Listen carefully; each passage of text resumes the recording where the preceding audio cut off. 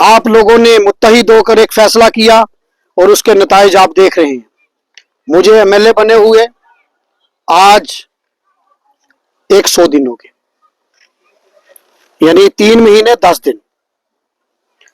और 3 महीने 10 दिन में मैं 32 पंचायतें और कम से कम 4 वार्डों में घूमा हूं।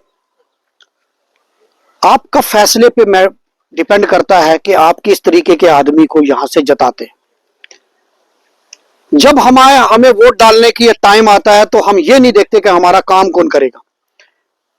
तब हम जैसे लीडरों के झूठे वादों में जात मजहब बलादरी के नाम पर बढ़ जाते हैं और फिर 5 साल हम पछताते रहते हैं कि भाई हमने क्या फैसला किया, गलत किया।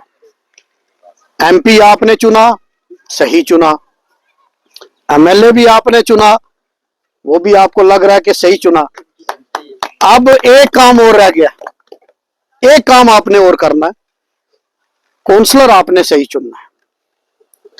जब तीनों की लाइन एक होगी, एमपी, एमएलए और काउंसलर, तो मुझे लगता है कि आपका कोई भी मसला पेंडिंग नहीं रहेगा, आपका हर मसला हल होगा। आपने यहां रोड की बात कही, मैं समझता हूं कि यहां सबसे अशद जरूरत अगर किसी चीज की है तो वो रोड की है। लेकिन उसके साथ मैं आपसे एक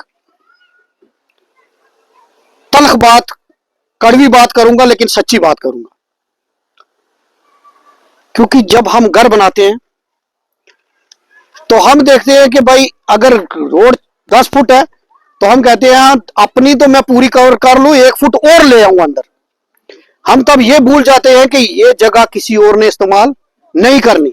ये जगह आपने, मैं आऊंगा, एक दिन आऊंगा, आपका रिश्तेदार कोई आएगा, एक दिन आएगा, लेकिन यहां से आपकी खुशी, आपकी गमी, आपके बीमार कोई होगा तो यहां यही आपकी गली से कोई जाएगा, आपके जनाजे यहां से कोई मर जाएगा तो उसका जनाजा यहां से निकलेगा। लेकिन जब हम ये काम करने लगते हैं, बजाय इसके कि अगर 10 फुट आपकी जगह रोड है, 1-1 फुट छोड़ने के बजाय हम कहते हैं कि हम ये बात भूल जाते हैं कि ये कल जगह मैंने इस्तेमाल करनी है। और आज हम जब आ रहे थे तो हमने देखा कि बड़ी 2-2 फुट वाली जगह, अगर किसी ने 4 फुट की गली छोड़ी है तो उसमें भी 2 ही फुट बची है पीछे। तो मैं खुदारा आपसे एक बात कहूंगा, क्योंकि मैंने तो नहीं ना रहना या मुझे इसका कोई फायदा नहीं, लेकिन जगह इस्तेमाल आपने करनी है। थोड़ा सा एक विजन रखना है, और विजन ये रखना है कि रास्ता ठीक होना चाहिए। बाद में हम कहते हैं कि भाई ये तारे चेंज करो। मैं आज बोलता हूं तारे चेंज करने के लिए, मैं प्रोजेक्ट भी बनाता हूं, लेकिन जब चेंज करने की बारी आएगी वो बोलेगा तेज जरूर करो लेकिन मेरी जमीन से नहीं ले जाना। तो जब कोई जमीन नहीं देगा तो तारे कैसे कैसे चेंज होंगी? उसका हल तो, क्योंकि पानी की पाइप, बिजली का खंबा और रोड, वो तो किसी की जमीन से ही जाएगी। और जाहिर सी बात है कॉलोनी हमारी है तो जगह किसकी होगी? हमारी।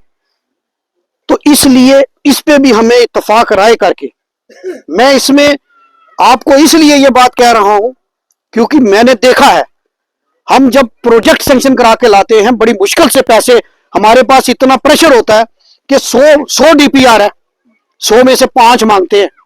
फिर हम सोचते हैं कि किसको करें, फिर हमें किसी के वोट भी नजर आते हैं, किसी की मजबूरी भी नजर आती है, किसी का रिश्ता भी नजर आता है। 100 में से कितनी? 5। और फिर उन 5 में भी अगर जब सैंक्शन हो जाए और फिर काम बंद हो जाए कि फलाना बंदा रोड थ्रू नहीं करने दे रहा, उसने स्टे करा लिया, वो पैसा वेस्ट जाता है और बड़ी मेहनत से वो पैसा आता है।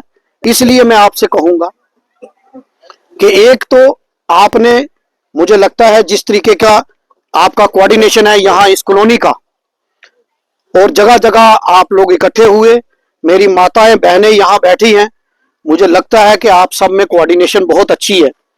लेकिन एक कोऑर्डिनेशन आपने ये करनी है कि रोड सैंक्शन हो तो फिर किसी जगह 12 और किसी जगह 10 नहीं होनी चाहिए। जितनी पीछे से रोड आई है वो सारी थ्रू हो, एक बात। दूसरा, कहीं भी स्टे नहीं होना चाहिए, क्योंकि जब स्टे हो जाता है फिर ठेकेदार को पेमेंट नहीं होती, फिर वो पैसा निकल नहीं पाता, रोड कंप्लीट नहीं होती और पैसा लैप्स हो जाता है। इसलिए मेरी आपसे मोदबाना ये गुजारिश है कि इस चीज का ध्यान रखें। आपके यहाँ मेन इंपॉर्टेंट मसला रोड का है। पानी का मैंने एक प्रोजेक्ट रखा है। एमएलए बनने के बाद मैंने 3-4 इश्यूज को प्रायोरिटी दी। आपने देखा जैसे ही मैं एमएलए बना तो जो रुके हुए काम थे वो मैंने स्टार्ट शुरू किए। चाहे उसमें आपका बस स्टैंड स्टार्ट करवाया, आपकी ब्लैक टॉपिंग जहां खड्डे थे वहां ब्लैक टॉपिंग का काम शुरू किया, सारी जगह नहीं बट स्टार्ट हो गया। उसके बाद बिजली का मसला था,